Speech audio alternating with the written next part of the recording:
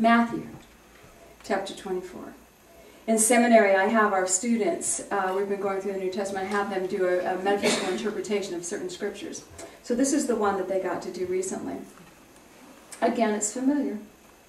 It's Matthew 24, 40 and 41.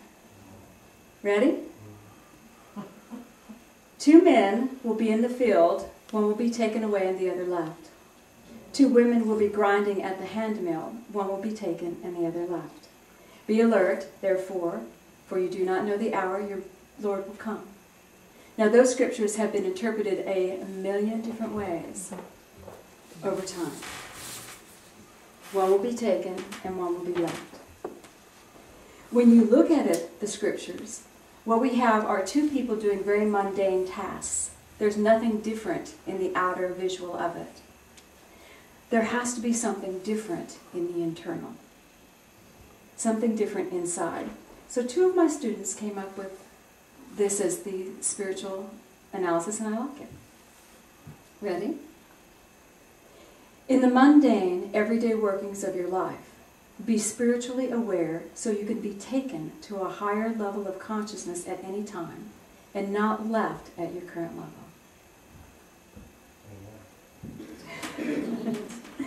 Everything may appear to be the same on the outside, but God knows the heart of man. Do the work of the world, but always keep your inner focus on God. Do you see that when we're following Spirit, we're still in the world? When we're following that spark of divinity, we still do the jobs that are ours to do. But we do it alive. We do it awake. We may look just like the person next to us, but inside us, there's something totally different going on. My son has been doing student teaching. He's on the completion of his journey as a teacher. And he said to me the other day, I'll see if I can quote it exactly, I never thought that teaching would be the thing that would make me turn to God every day.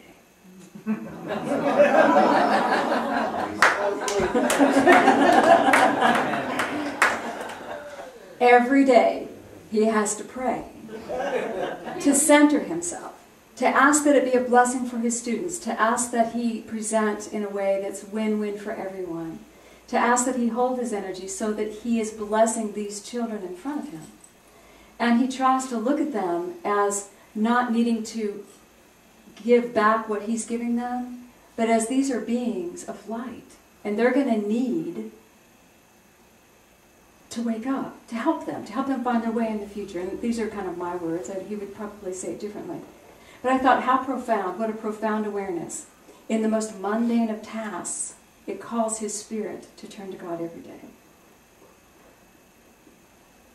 They said a carpenter who is following his spirit will work with a joy in his heart. A carpenter who knows nothing else will feel trapped.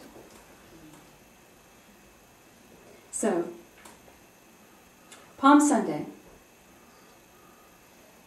When Jesus entered Jerusalem on Palm Sunday, that was the last week he was to live, and he knew it.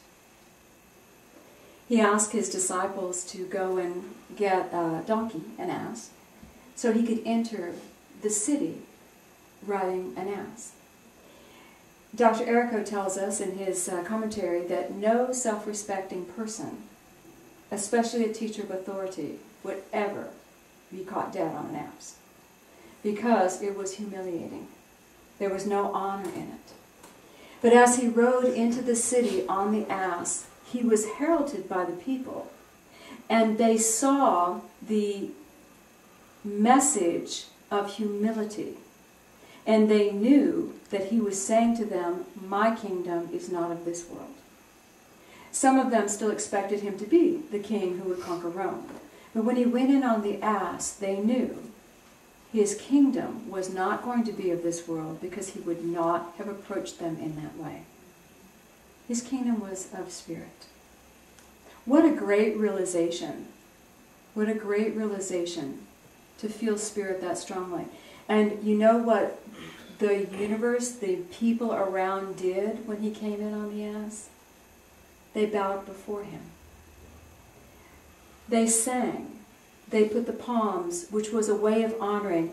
Dr. Errico tells us in his commentary that a great religious teacher, which Jesus was rabbi, and his disciples actually expected him to be greeted by the priests, that he would have been greeted with something strewn on the floor before him and people coming out. It would have been a great ceremony.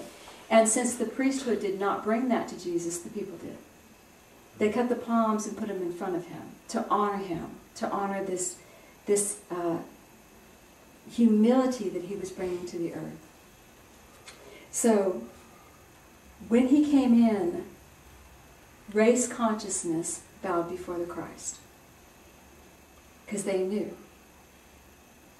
Race consciousness will fight you if you're trying to change the matter in their world. But when you're coming in spirit, there's nothing to fight. And race consciousness bowed before the Christ.